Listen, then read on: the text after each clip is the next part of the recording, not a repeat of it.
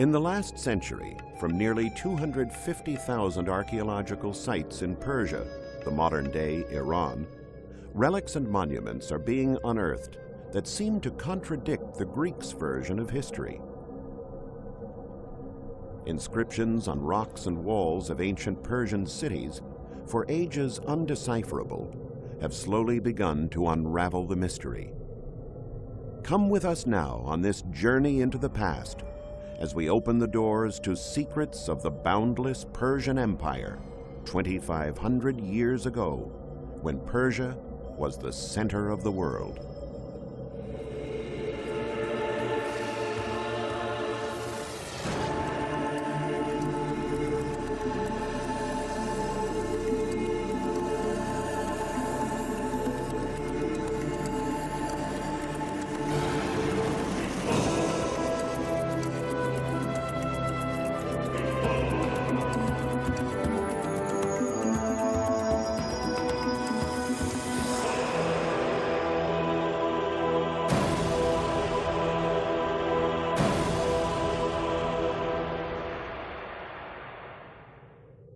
Figures in profile, lines of people wearing very different costumes, exotic animals, gifts coming from the most remote corners of the world, ivory tusks, pottery, textiles, and lion skins.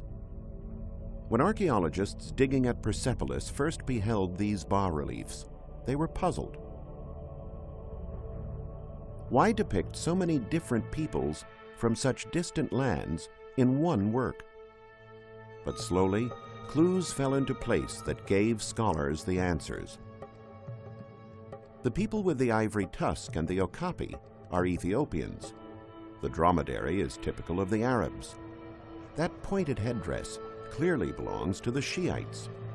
The Assyrians are portrayed with a cart, and here are Indians with a donkey. 23 nations in all carved into this stairway, representing the first great empire in history, the Persian Empire, and the many peoples who converged on its capital.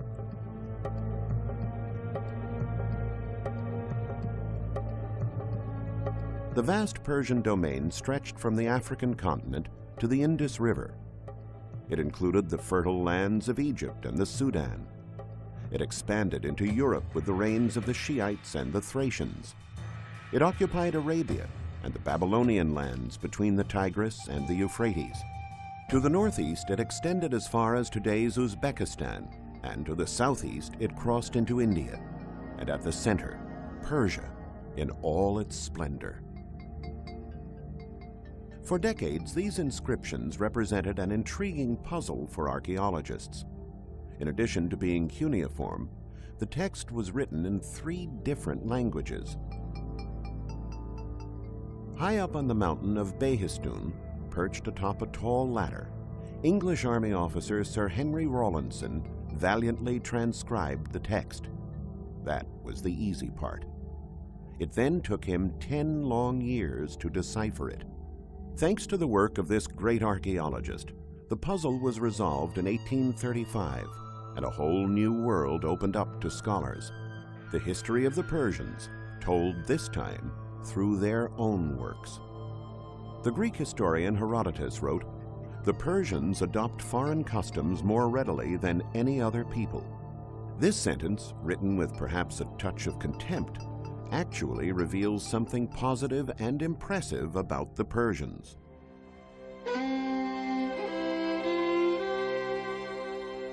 We are in Pasargadae.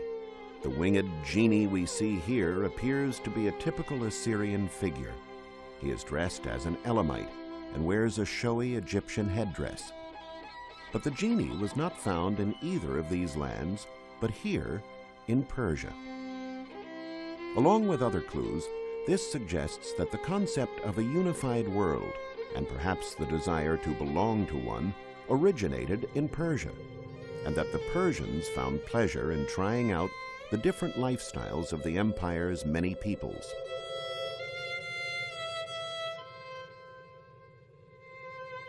Pasargadae, founded in 553 BC, was the empire's first capital.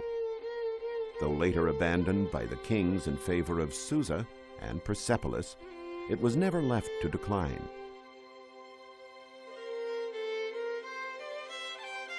Inscriptions like this one have survived since that time.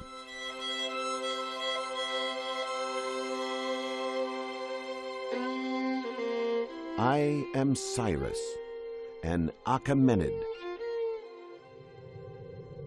Though it is also trilingual, written in Babylonian, Elamite, and Persian, the words call to light one of the greatest world leaders of all time. This is the tomb of Cyrus the Great, the man who built a boundless empire from nothing in just a few years.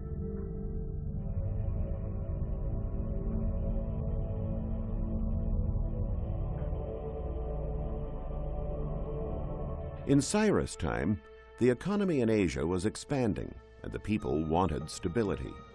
They wanted an end to the discord among the different tribes and peoples. There was a widespread desire to belong to a unified world. Today, we call this idea ecumenism. At that time, the concept was that of a universal empire. The first one to appreciate its value and to put it into practice was Cyrus himself.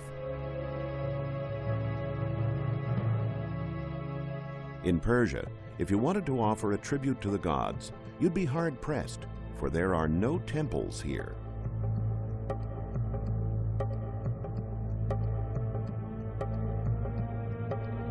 All over Persia, just as here around Pasargadae, altars have been found standing alone on open hilltops. The traces left by fire during sacrifices can still be distinguished. Along with other evidence, these discoveries helped archaeologists understand the nature of the Persian religion. For the Persians, all of creation was divine, the sky and the earth and all its elements. Hence, sacrifices were not held in an enclosed temple, but out under the open sky. They offered their sacrifices to the sun, to the moon, to the earth, to fire, all as elements of a single deity, Ahura Mazda, who incarnated the supreme good, an early form of monotheism. The Persians, however, did not force the peoples of their empire to believe in Ahura Mazda. They allowed freedom of worship. You could dedicate your sacrifice on the altars to any god you wished.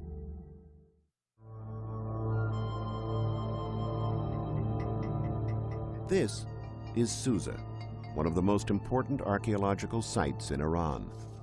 Relics have been found here dating back to 4000 BC. Years of excavation work have revealed only a fraction of the city, yet the great number of foundations and the remains of massive columns and capitals confirm that Susa was a palatial city equal in grandeur to Persepolis. Historical records tell us that under King Darius I in 512 BC, Susa grew in splendor, becoming a capital together with Persepolis.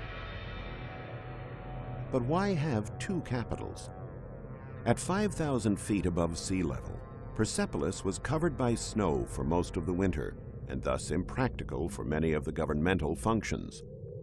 With such a large empire to direct, the government certainly couldn't just shut down when the weather got bad. Instead, they transferred operations to Susa, a bona fide imperial capital in its own right. In Susa, archaeologists found glazed tiles that they quickly recognized as pieces of a larger picture. When they were arranged, like a sort of puzzle, they began to tell a story. They fit together to make elaborate tunics, golden jewelry, a javelin, a bow, and a quiver. But who were these warriors so richly adorned? Excavation work began in Susa in 1884. The first to realize that those warriors must have belonged to an elite unit were the French husband and wife team, the Dieulafoy. Examining the puzzle in the light of descriptions by Herodotus, they figured out that what was taking shape before their eyes was the image of one of the emperor's personal guard units, the legendary Immortals. There were 10,000 guards to protect the emperor. When one of them was struck down in battle, another immediately took his place, giving the impression that their ranks were immutable. Hence the name, the Immortals. The king they defended represented the unified state, the power capable of imposing order. And in some parts of the empire, he was seen as a divinity.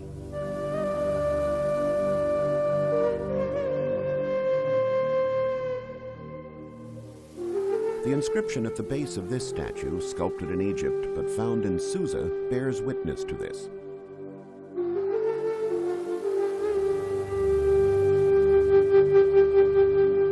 To you, Darius, are given power and stability.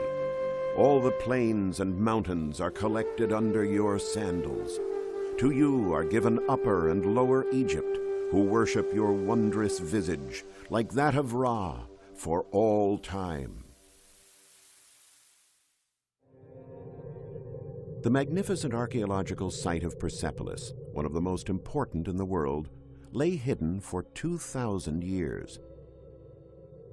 Alexander the Great's troops, in a drunken orgy to celebrate the conquest of the Persian capital, razed it to the ground.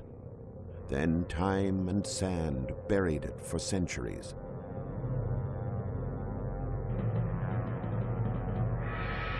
One of the excavated areas is the place where the court palaces stood. But around them is an entire city of servants' houses, artisans' workshops, and everything else that served life in the king's court, still waiting to be discovered and to reveal more secrets. This 9-pound golden tablet, a treasure in its own right, is a charter, and gave scholars insight into the various construction phases of the palace city of Persepolis. By examining the remains of the buildings in the light of the translation of this and other inscriptions, archaeologists were able to attribute each newly excavated area to a particular emperor.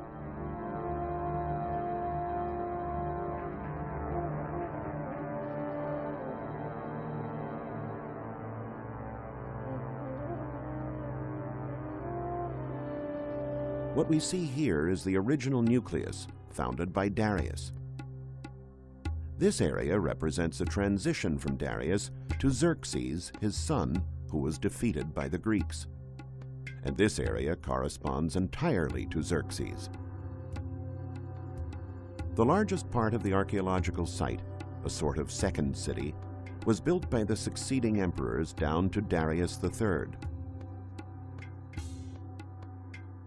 The discovery overturns a conviction passed on to us by the Greeks, especially through Aeschylus and his Persians play, which relates, "The inhabitants of the Asian lands no longer obey the Persians. They no longer bear the exacted tribute, nor do they fall prostrate to let themselves be commanded. The king's greatness is finished." Nothing could be farther from the truth. As we have seen, after Xerxes, the king Aeschylus refers to, Persepolis expanded considerably under his successors, and its splendor grew.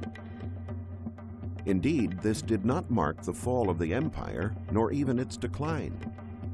Archaeologists have deciphered friezes and bas-reliefs portraying a moment of great celebration and expansion of the empire. This alone gives us a sense of just how strong and solid that empire was. Quite the opposite of the barbarian images that the ancient Greeks handed down to us. Archaeologists sifting through this ancient record have found images that portray delegations of different peoples. People with proud faces and erect bearing being led by a Persian master of ceremonies to an audience with the King of Kings. Their precious and symbolic gifts tell a much different tale from that of the other great emperors of history, who generally preferred to depict their subjects bound in chains.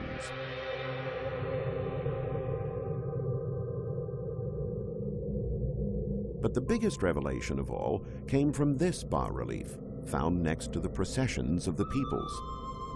The image is clearly symbolic, but what could it mean? Comparing the astral symbols with the Persian calendar, scholars have ascertained that what we see here is the constellation Leo displacing Taurus.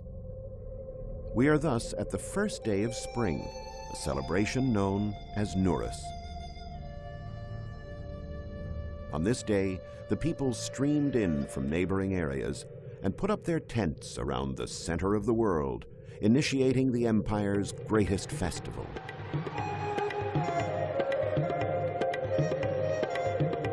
Activities would take place both outside and inside the palace grounds. Those invited inside were in for a treat.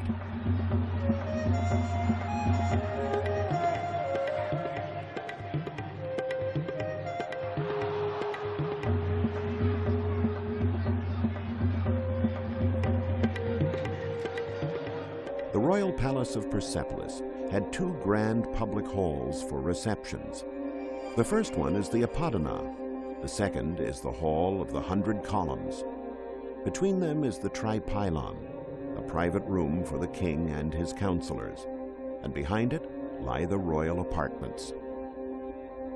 Only the delegations representing the imperial domains and the components of the imperial court were allowed to enter the rooms of the court. After ascending the great staircase to the level of the royal chambers, 13 feet higher than the rest of the courtyard, the delegates crowded into the Apodana through this grand portico. The doors and door jambs of the palace were carved in stone, which was very abundant around Persepolis, perched as it was on a terrace of living rock. The walls, on the other hand, were covered in terracotta.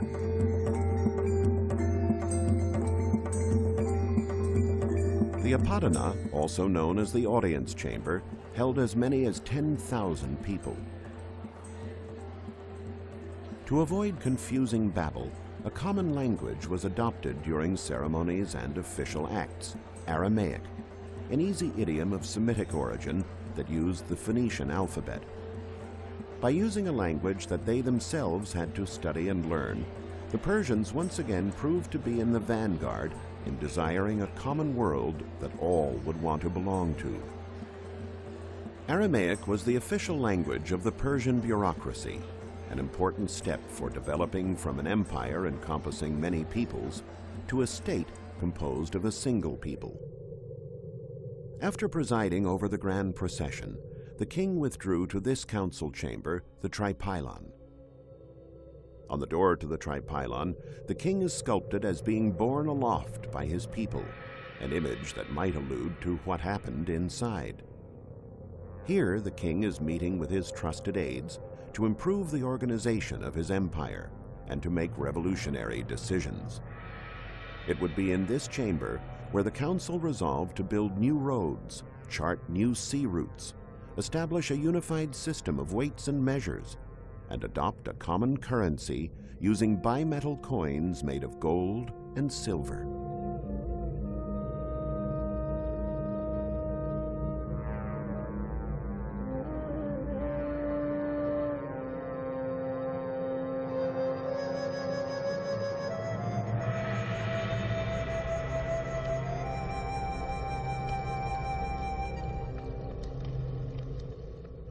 The north and south doors to the Tripylon, leading to the king's private apartments, are decorated with bas-reliefs showing the king entering and leaving, followed by his servants.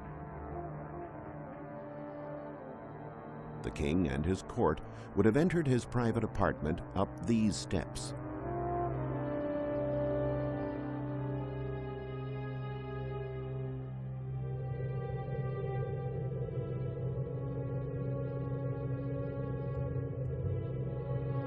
Inside the palace of Darius, you'd better be on your best behavior, or you might have to answer to the king's watchdog.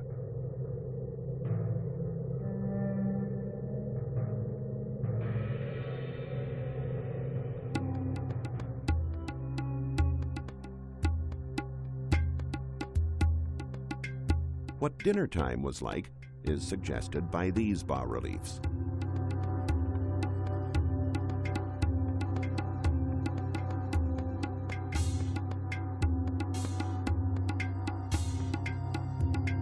The dishes found here are made of precious metals, offering further testimony to the luxury that distinguished life in the king's court. The king, lord of the provinces and armies, appointed members of his family or his most trusted men to select positions and rewarded them with fabulous gifts.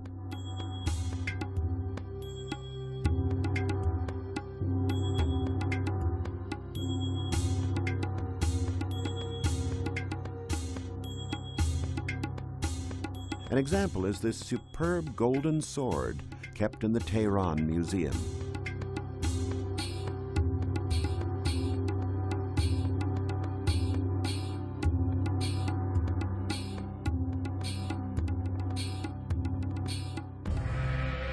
After the meal, the king and his entourage would move toward the Hall of the 100 Columns. This is where the delegations would present their gifts. The representatives of the peoples of the empire would wait in the courtyard, and from here, when it pleased the king, they would be invited into the Hall of the 100 Columns for the audience. This room was bigger than the first one, but located at a lower level. There was a grand portico before this hall as well. It was richly decorated, hinting at the sumptuousness and sacredness of the chamber within. Not everyone was allowed to approach the king. Sometimes you'd have to be content with just a glimpse of the emperor. When he sat on his throne in the Hall of the 100 Columns, awaiting gifts to be laid at his feet, he was enclosed in curtains and shrouded in shadow.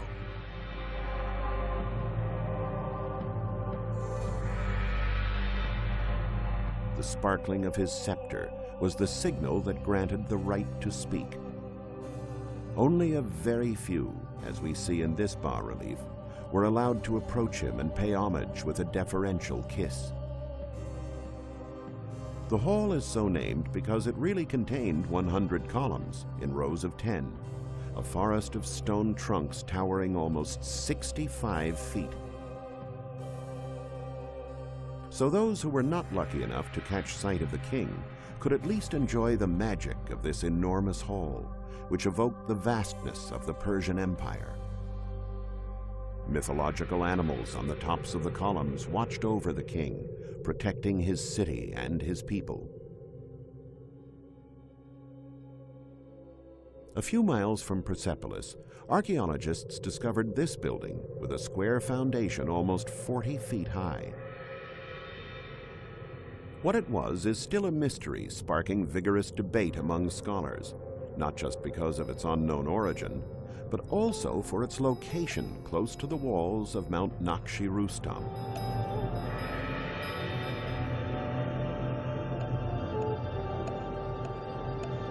Here there are decorations carved into the rock, strange crosses, human figures, inscriptions, and 4 openings as if rooms had been dug into the mountain with their entrances off the ground.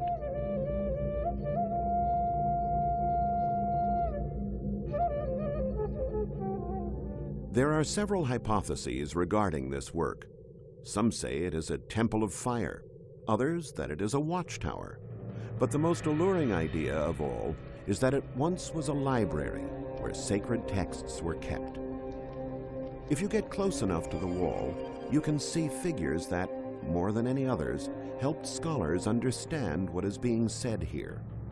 They are Persians who are mourning the death of their emperor.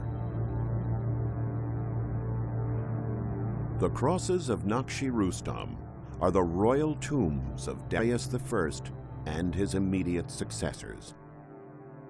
Darius, the great conqueror, who expanded the Persian Empire from India to Egypt, was the first Persian king to have carved into the mountains images and phrases that were true political messages, his spiritual testament. It is here, on a mountain, not in a book, that the true history of Persia is written. That which was ill done, I made good. The provinces were in upheaval. One man was fighting against the other. I brought peace. My law keeps the stronger from harming the weaker. I repaired the city walls that had fallen from age, and I built another wall to serve from now into the future. May Ahura Mazda protect me and my royal house, and what has been inscribed by me.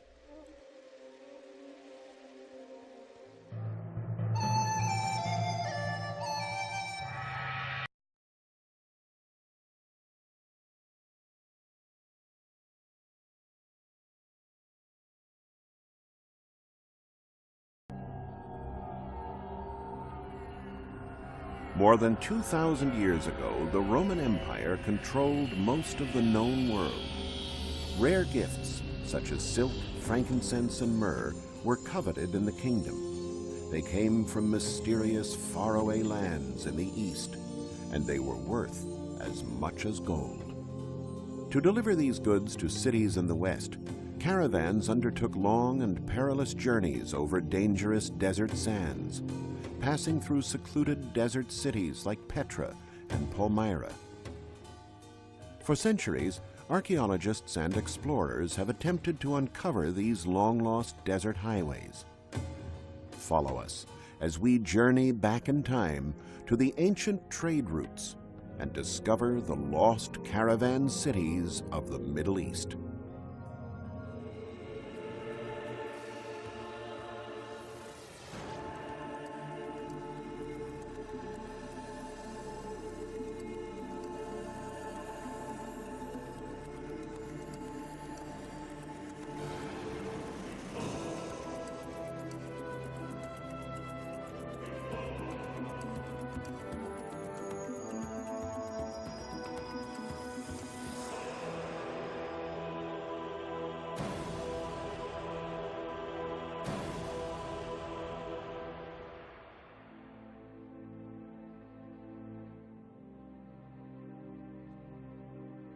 At the height of the Roman Empire, the allure of exotic goods such as silk, frankincense, and myrrh from the Far East was bound up in mystery. No one knew the secret of that featherweight fabric called silk, and which faraway kingdom produced it. It was believed that Arabia was a mirage, and that winged snakes protected its incense. Because of this veil of mystery, and the high cost of transportation, the Roman elite regarded these precious commodities as exclusive status symbols. For centuries, these luxurious goods traveled thousands of miles along rough and perilous routes that linked the Far East and the West. Through written accounts and archaeological fieldwork, scholars have pieced together enough evidence to trace these ancient routes to their source.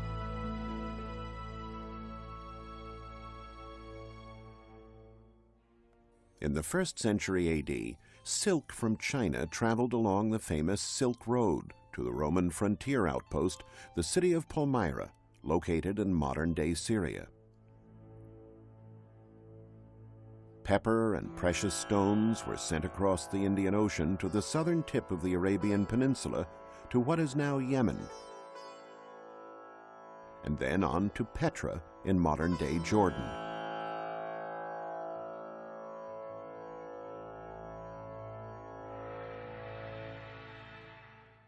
Together with the locally produced incense and myrrh and cinnamon from the Horn of Africa, the silk traveled north by caravan up the incense route to North Africa and Europe. A whole network of ancient caravan trading routes and cities such as Petra linked China through Arabia and the Middle East to the great cities of the Mediterranean.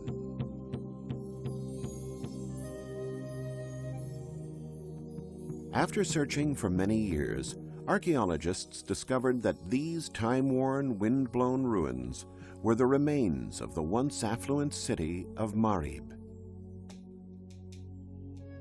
It was here in Marib that caravans picked up the sap of local frankincense and myrrh bushes that was the source of the incense trade.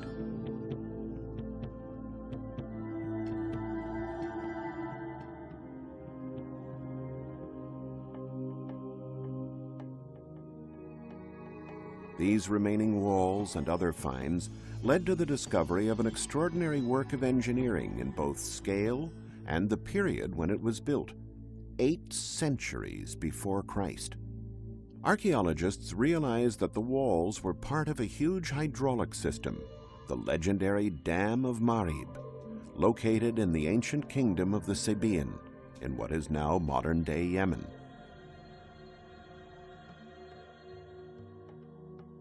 Imagine a half-mile-long dam built in the middle of the desert. The basin of the dam collected the abundant waters from seasonal monsoons that flowed down from the coastal mountain range to the desert. The monumental dam lasted almost 1,300 years until its collapse in the 5th century AD, marking the end of the wealth of the Sabaeans. The dam at Marib was an engineering marvel. A complex system of channels distributed water that irrigated over 12,000 acres until it was buried by the desert sands. Who were the Sabaean people with the capability to build such a huge project? They inhabited the southernmost tip of the Arabian Peninsula more than 2,800 years ago. Their fame is forever linked to a biblical figure, the Queen of Sheba. This legendary and beautiful Sabaean queen crossed the deserts of Arabia to meet the wise Israeli king of the Jews, Solomon, by whom she had a son. Historians endeavored to discover where the beautiful Queen of Sheba came from. Excavations have uncovered a series of 5 elegant, flat-sided, monolithic columns, which are believed to be the remains of the Temple of Bilqis, the true name of the Queen of Sheba, and the temple is where she was worshipped by the Sabaeans as a goddess.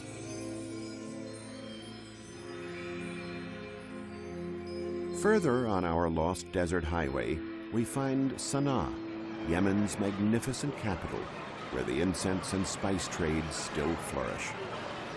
It is here that we find the National Museum and the origin of these ancient people. This image is another biblical figure, Shem, son of Noah.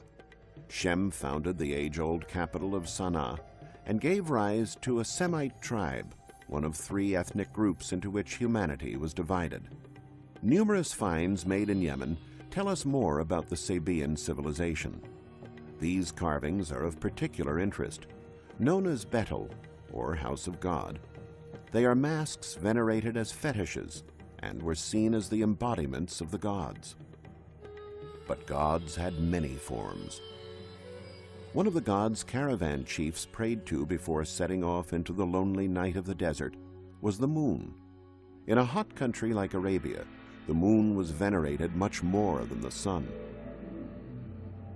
The resins of the frankincense and myrrh trees that grew only in southern Arabia fueled the luxurious cities along the incense trade routes. This is why the Romans called the kingdom of Sheba Arabia Felix, happy, flourishing Arabia.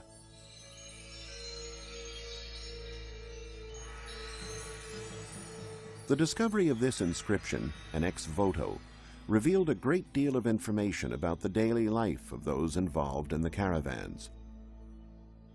2 caravan chiefs who survived the perilous journey through the desert wrote this inscription, found on the walls of Barakish in northern Yemen. The text bears witness to the wars, thieves, and natural disasters that the caravans had to endure. But perhaps the greatest danger they faced was running out of water. The incense route ran north along the Arabian Peninsula. Ancient wells and villages, such as Barakish, provided caravans a place to stop and replenish.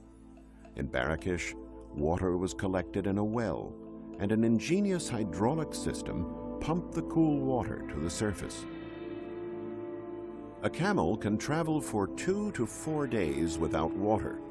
The caravans traveling the incense route would make about 65 stops for water, depending on the season. Successful water stops were thus an indispensable part of their journeys.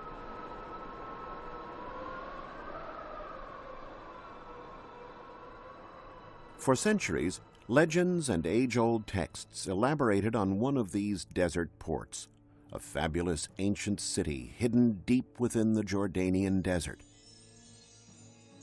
It wasn't until the late 19th century that a Swiss explorer named John Ludwig Burckhardt began his own search for this fabled lost city that seemed to have disappeared into thin air.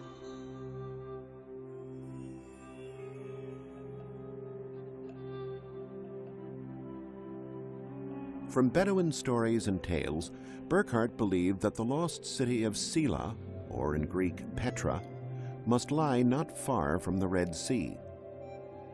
Petra was also mentioned in the Bible as the place where Aaron, the brother of Moses, was buried. Burckhardt believed that if he found Aaron's tomb, he might also discover the lost city of Petra.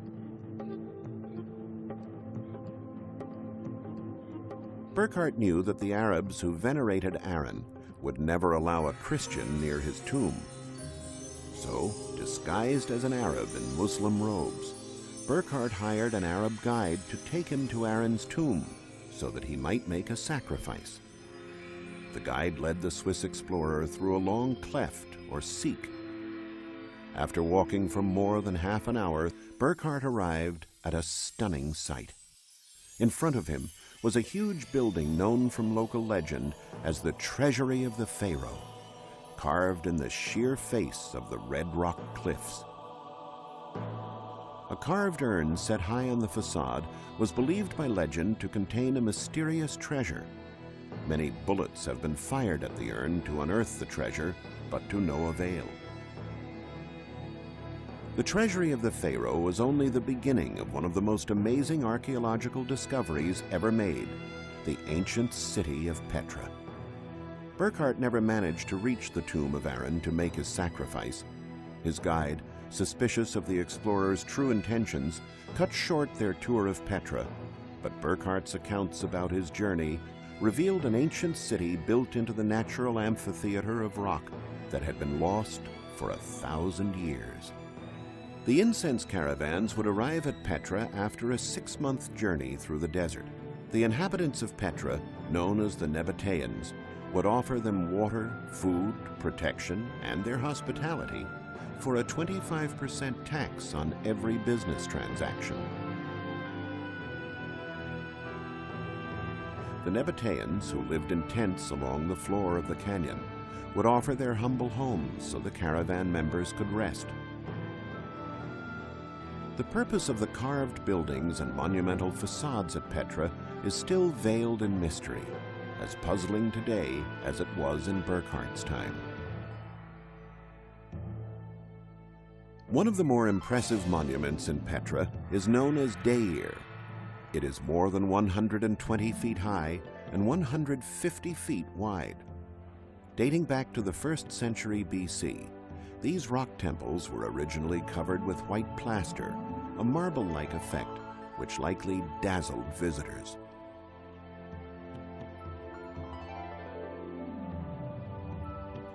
Today, in this city of ghosts, the Tomb of Silk is one of the most famous monuments.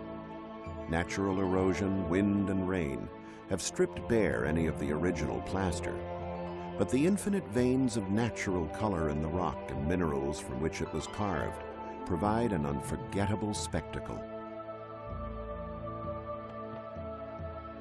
The ancient historian Diodorus Siculus said that the population of Petra was composed of settled ex-nomads who were forbidden to grow wheat, plant fruit trees, drink wine, or build houses. Even today, no trace of the early private houses has ever been found. This would explain them living in tents along the valley floor. But the nomadic tradition of hospitality known in ancient times is still carried on by the Bedouin tribes living in camps around the extinct city today. With the arrival of the Romans, a real city was built in Petra in the 1st century AD, as can be seen from the remains of this column-lined avenue and theater. The city then declined during the height of the imperial age from the 3rd century AD onwards, when the focus of commercial routes shifted further north.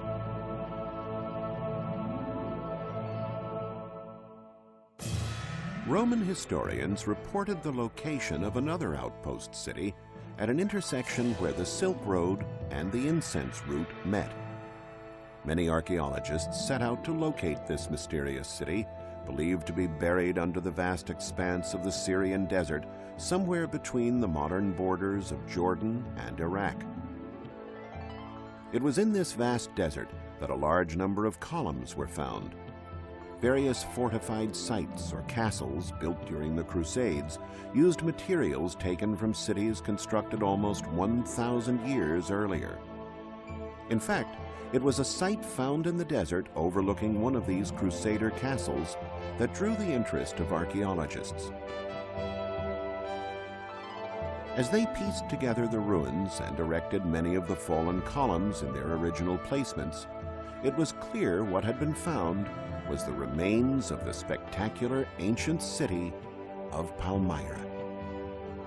In Palmyra, the glorious city of palms, archaeologists discovered one of the longest and best preserved column-lined avenues of the ancient world.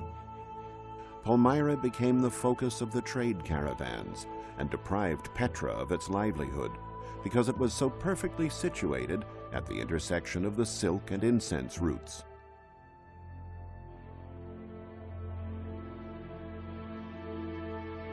The two most precious commodities in a desert are shade and water. Traders coming to Palmyra could stroll along the city's shady porticos and do business.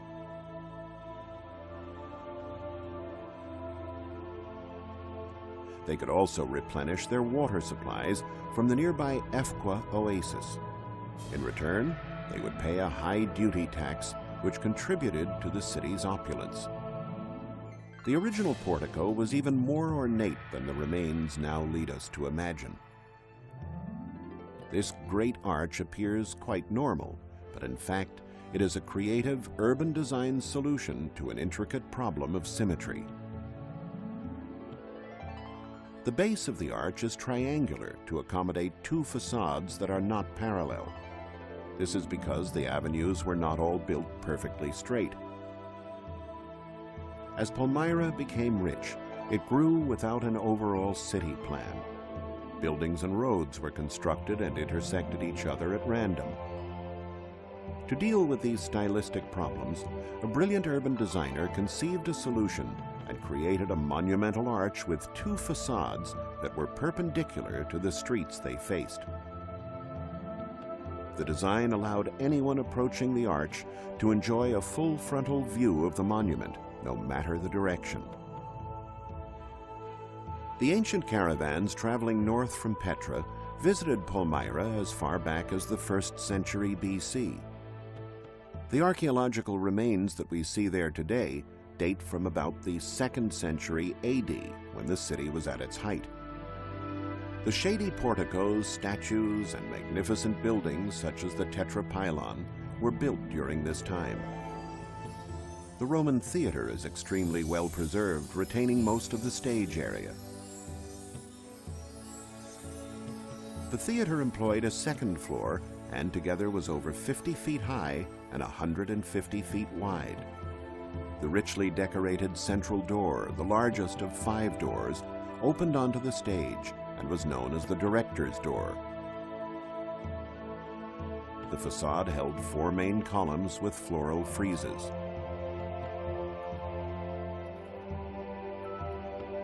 The theater was positioned so that the setting sun would light the stage area, bathing the stone in an infinite range of colors.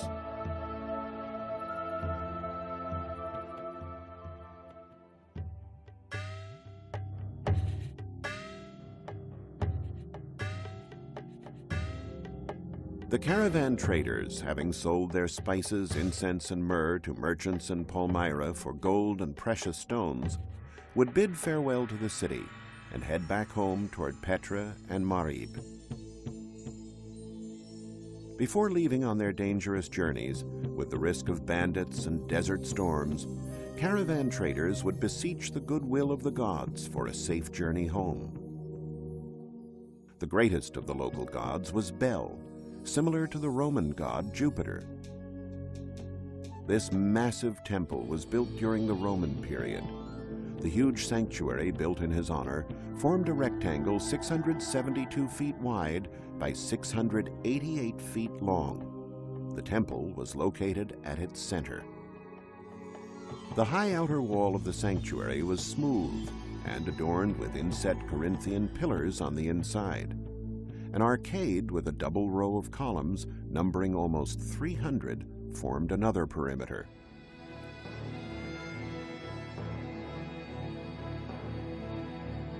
The god Bel, venerated in the sanctuary, was a mixture of the man-like Greek and Roman gods and the embodiment of the natural forces sacred to the Egyptian and Arab peoples of the desert.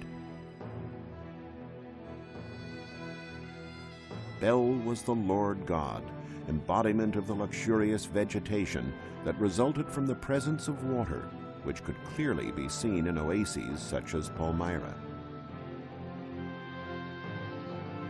The wealth of the city is evident in the long, elegant columns and the colonnade that surrounds the temple on four sides. The capitals were actually made out of bronze, another clue to how rich the city was in ancient times. Entering a long stairway located on the wide side of the temple allowed access to the interior of the sanctuary, a clear indication of Mesopotamian influence. Worshippers would climb the stairway to reach a portal and the statue of the god. Here they would bow down in the presence of power, make a sacrifice, and a donation to the temple priests.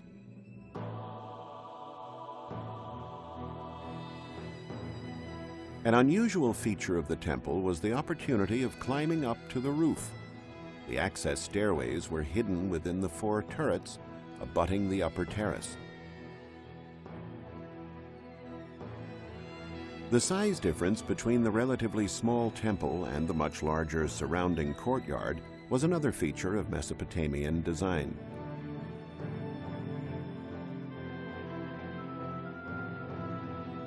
This extraordinary temple shows the Mesopotamian influence in the geometric motifs of the roof decorations.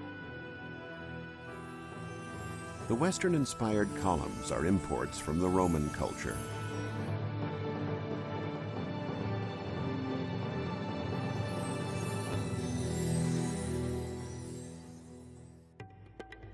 After sacrificing a goat and making a substantial donation to the temple priests, the caravan chiefs would begin the long journey back to their homeland.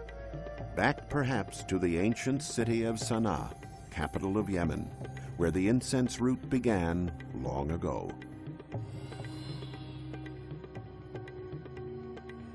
The city has undergone countless transformations over the centuries, but still seems to retain a mysterious allure. With its magnificent tower homes, its colorful past, its legendary Queen of Sheba, and its riches, Sana'a is endowed with a romantic and fabled history. Indeed, with the stories its ancient caravan chiefs could tell, it could well be a story itself in the Arabian classic, 1001 Nights.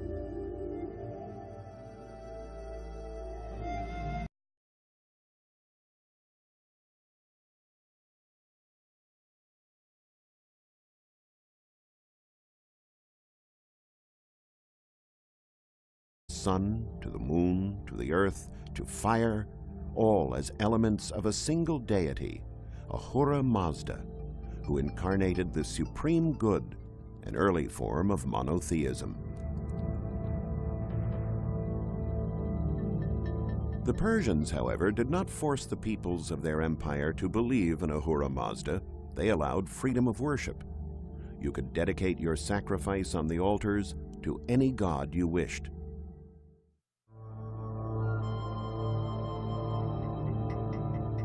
This is Susa, one of the most important archaeological sites in Iran.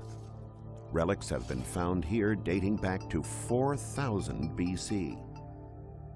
Years of excavation work have revealed only a fraction of the city, yet the great number of foundations and the remains of massive columns and capitals confirm that Susa was a palatial city equal in grandeur to Persepolis.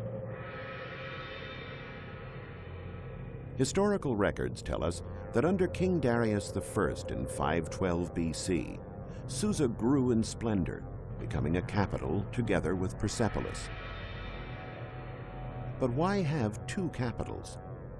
At 5,000 feet above sea level, Persepolis was covered by snow for most of the winter, and thus impractical for many of the governmental functions. With such a large empire to direct, the government certainly couldn't just shut down when the weather got bad. Instead, they transferred operations to Susa, a bona fide imperial capital in its own right. In Susa, archaeologists found glazed tiles that they quickly recognized as pieces of a larger picture. When they were arranged, like a sort of puzzle, they began. High up on the mountain of Behistun, perched atop a tall ladder, English Army officer Sir Henry Rawlinson valiantly transcribed the text. That was the easy part. It then took him 10 long years to decipher it. Thanks to the work of this great archaeologist, the puzzle was resolved in 1835, and a whole new world opened up to scholars. The history of the Persians, told this time through their own works. The Greek historian Herodotus wrote, "The Persians adopt foreign customs more readily than any other people."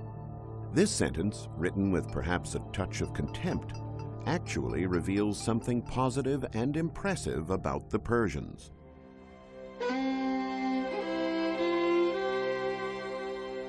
We are in Pasargadae. The winged genie we see here appears to be a typical Assyrian figure. He is dressed as an Elamite and wears a showy Egyptian headdress. But the genie was not found in either of these lands, but here in Persia. Along with other clues, this suggests that the concept of a unified world, and perhaps the desire to belong to one, originated in Persia, and that the Persians found pleasure in trying out the different lifestyles of the empire's many peoples.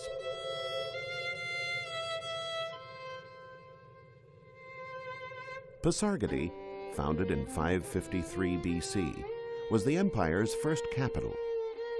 Though later abandoned by the kings in favor of Susa and Persepolis, it was never left to decline.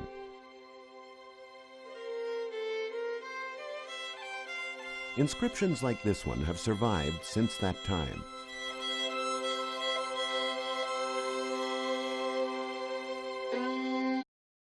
Century BC, the wondrous cities of the Persian Empire.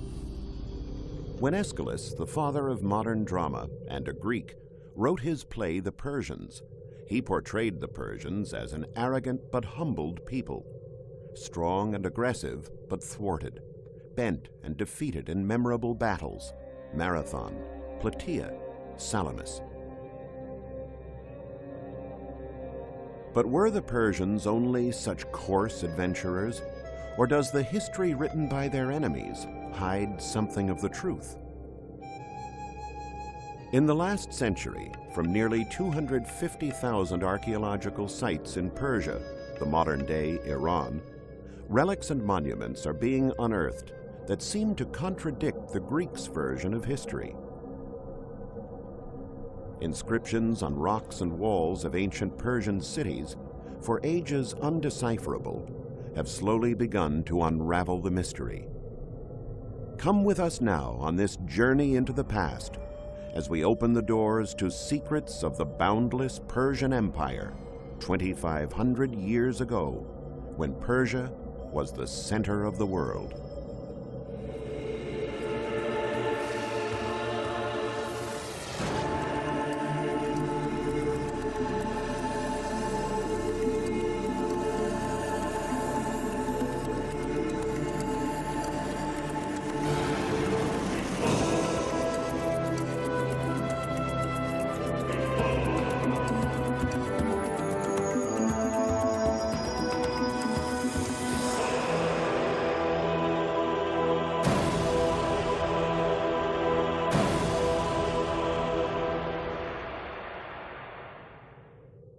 Figures in profile, like I am Cyrus, an Achaemenid. Though it is also trilingual, written in Babylonian, Elamite, and Persian, the words call to light one of the greatest world leaders of all time. This is the tomb of Cyrus the Great, the man who built a boundless empire from nothing in just a few years.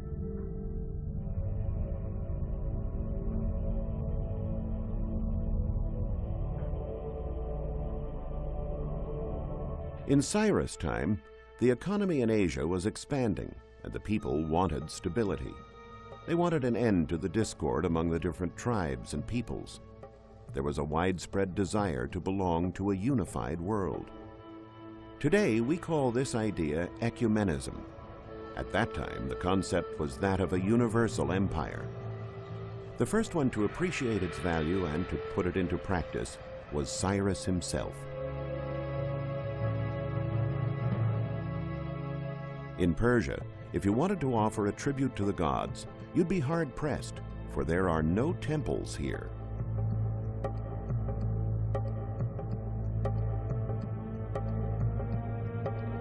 All over Persia, just as here around Pasargadae, altars have been found standing alone on open hilltops.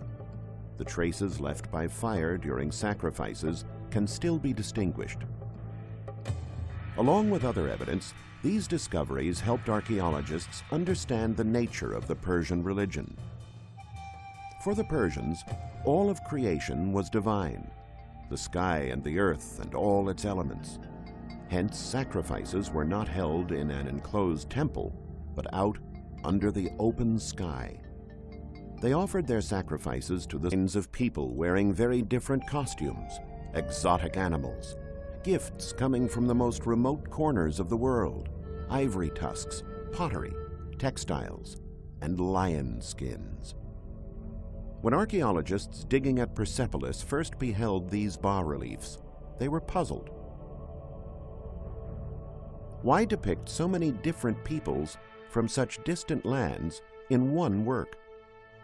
But slowly, clues fell into place that gave scholars the answers.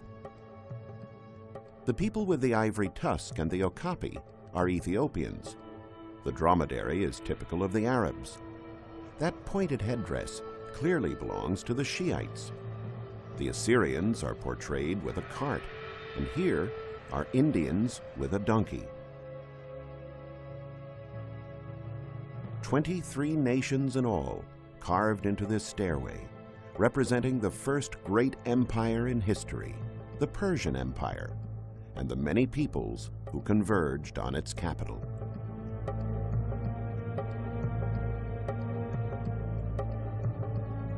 The vast Persian domain stretched from the African continent to the Indus River. It included the